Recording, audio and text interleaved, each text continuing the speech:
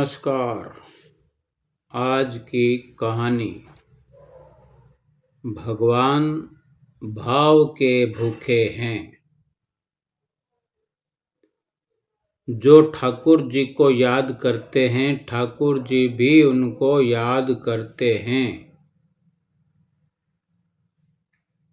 एक व्यक्ति रोज का रोज मंगला दर्शन के लिए कृष्ण मंदिर में जाया करता था। भगवान के दर्शन के बाद ही अपने नित्य जीवन कार्य का आरंभ करता था। कई वर्षों तक नियम चलता रहा। एक दिन जैसे ही वो मंदिर पहुंचा तो उसने मंदिर के श्री प्रभु के द्वार बंद पाए। वो व्याकुल होकर ऐसे कहने लगा, सोचने लगा कि ऐसे कैसे हो सकता। इसी सोच विचार में उसके हृदय को बड़ी ठेस पहुंची। वहीं पास में एक स्थान पर बैठ गया और उनकी आंखों से आंसू बहने लगे और बड़े व्याकुल हृदय से आंतरिक पुकार उठी कि हे बांके बिहारी जी, हे गिरवरधारी जी, जाकर छुपे हो कहाँ, अब हमारी बारी जी। बहते आंसू और हृदय की व्याकुलता ने उसे तड़फा दिया।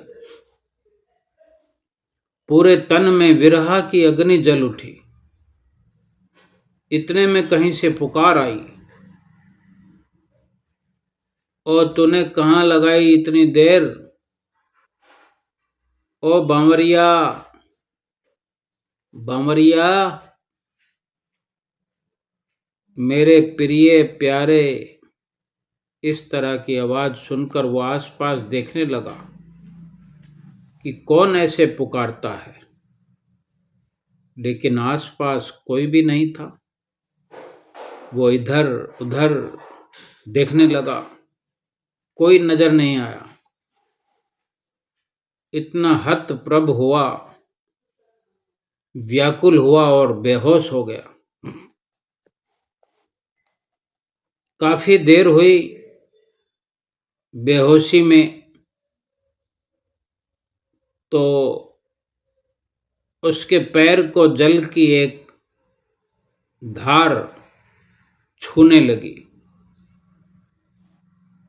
और वो होश में आ गया। जैसे पानी की बूंदें करने से मूर्छा टूट जाती है, ऐसे ही बिल्कुल हल्की पानी की बूंदों की धार उसके पैर को छू रही है। होश में आ गया। वो सोचने लगा कि ये पानी, ये जल आया कहाँ से, कोई नजर नहीं आता। धीरे धीरे उठकर वो जल के उस स्रोत को ढूंढने लगा, तो देखा कि वो जो स्रोत है वो श्री प्रभु के द्वार से आ रहा है। और यही सब देख रहा। इतने में फिर से आवाज आई, और तूने क्यों लगाई इतनी देर, अरे ओ बांवरिया। ये फिर वही आवाज थी, वही शब्द थे। फिर वो सोच में पड़ गया कि ये क्या, ये कौन पुकारता है। ना तो यहाँ कोई है, ना कोई दिखता है, तो फिर ये पुकार कैसी। फिर वो फूट फूट करके रोने लगा, कहने लगा, प्रभु, ओ प्रभु। इतना कहा, दिल से जो उसके ये आवाज निकली, और फिर से बेहोश हो गया।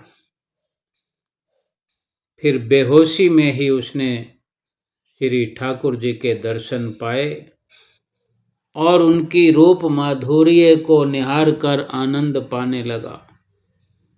उनके चेहरे की आभा तेज होने लगी। इतने में मंदिर में आरती का शंख बजा।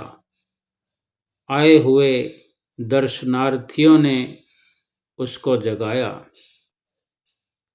उसे श्री ठाकुर जी के जो दर्शन मंदिर में हुए, ओहो, वही दर्शन थे जो उसे बेहोशी में हुए थे। इतने में उसकी दृष्टि जो है श्री प्रभु के नैनों पर पहुंची कि प्रभु के आंखों को देख रहा है और वो स्थिर हो गया, टिक गया, कहीं ध्यान ही नहीं हटा। क्या देखा कि श्री प्रभु की आंखों में आंसू आ रहे हैं। ओह, और वो इतनी गहराई में जा पहुंचा। ओहो, जिसने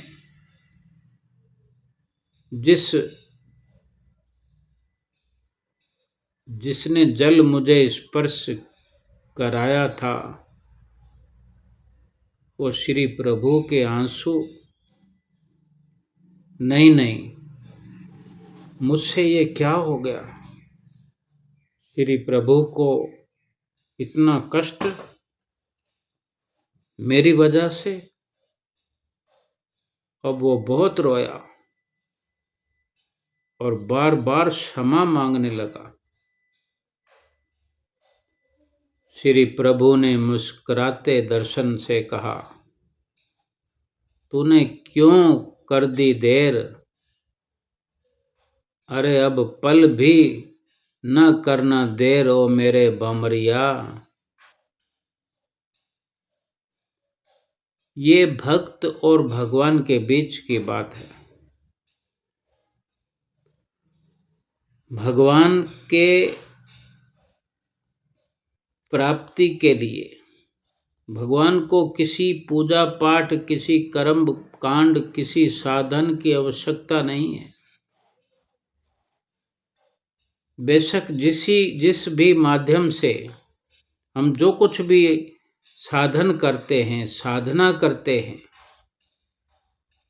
भाव की आवश्यकता है, प्रेम की अवस्था है। प्रभु को भाव ही पसंद है, भाव के भूखे हैं।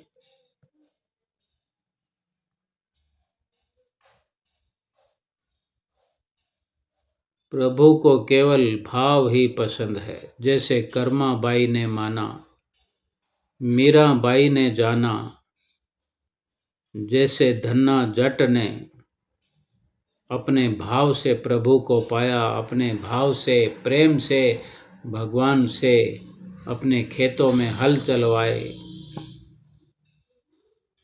अपने घर के काम कराए। ये भाव ही तो है और यही प्रेम है। और भगवान भी कुछ और नहीं, भगवान भी प्रेम है और प्रेम ही भगवान है। भाव के भूखे हैं भगवान। नमस्कार।